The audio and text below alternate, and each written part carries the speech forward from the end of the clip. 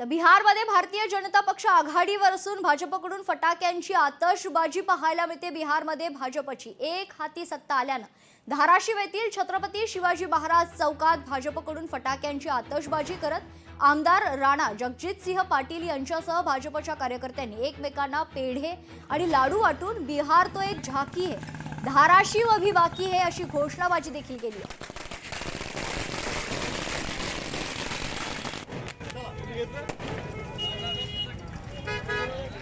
जेवढी अपेक्षा होती त्यापेक्षा प्रचंड मोठा आणि ऐतिहासिक असा विजय एनडीएला बिहारमध्ये मिळालेला आहे। बिहारच्या जनतेचे मनापासून मी आभार व्यक्त करतो।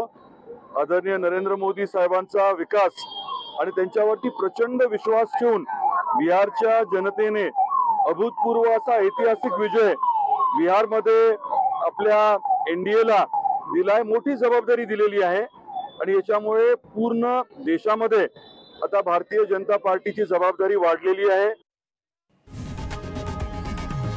लोकशाही मराठी ऐका, पहा, जागरूक रहा।